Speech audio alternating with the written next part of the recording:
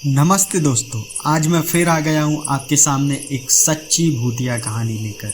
आज मैं आपको बताने जा रहा हूँ डायन के बारे में और उससे जुड़ी एक सच्ची खौफनाक कहानी जो महाराष्ट्र के लातूर जिले के हारंगुल गांव में घटित हुआ था।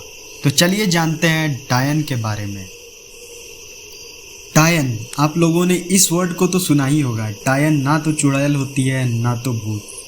डायन एक इंसानी होती है, लेकिन वो भूतों और चुड़ैलों से कई गुना ज़्यादा ताकतवर होती है। डायन शैतान की पूजा करती है और उसके पास बहुत सी काली शक्तियाँ होती हैं जो उसने कई इंसानों और जानवरों की बलि देकर पाई होती है। डायन इतनी ताकतवर होती है कि वो जब चाहे किसी को बर्बाद कर सकती है और जब चाहे किसी को आबाद कर सकती है। डायन इंसानों और जानवरों का खून पीती है।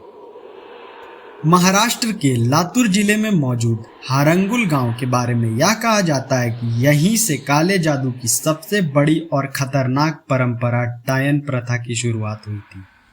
वैसे तो बंगाल में भी बहुत से काले जादू होते हैं, लेकिन माना जाता है कि डायन प्रथा की असली शुरुआत इसी गांव से हुई थी। यह प्रथा 15वीं शताब्दी में पहली बार इस गांव में शुरू हुई, जिसके बाद आज भी इस गांव में खौफ का माहौल है और लोगों के दिलों में डायन का बहुत बड़ा खौफ है और आज भी इस गांव में कोई चैन से नहीं रह पाया। डायन प्रथा शुरू हो जाने के बाद इस गांव की आम महिलाएं भी काला जादू सीखकर डायन में परिवर्तित होने लगी और उसके बाद इस गांव की पहचान हमेशा हमेशा के लिए बदल गई। गांव में लोग मरने लगे, बीमार होने लगे, गांव के बच्चे गायब होने लगे और कई जानवर कई जगहों पर मरे हुए पाए गए। लोगों ने शाम के बाद अपने घरों से निकलना बंद कर दिया।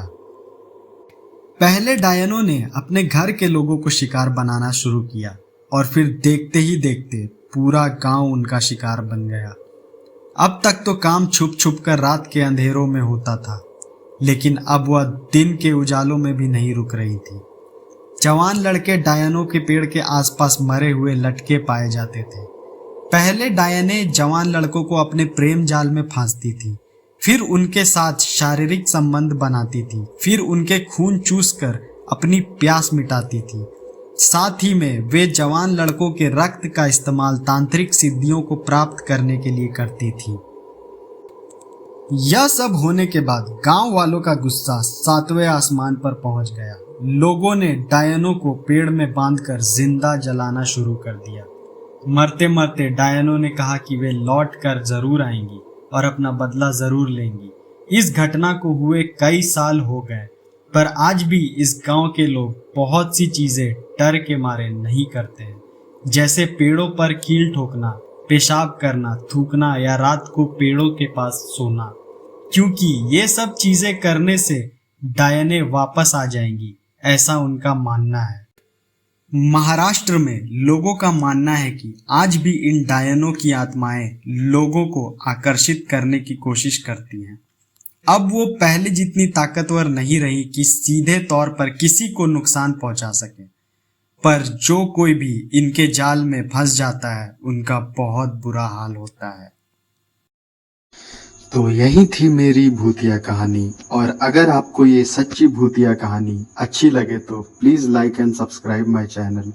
मैं आपके सामने ऐसे ही नए वीडियोस रोज़ लाता रहूँगा, बस आप अपना प्यार दिखाते रहें। Thank you.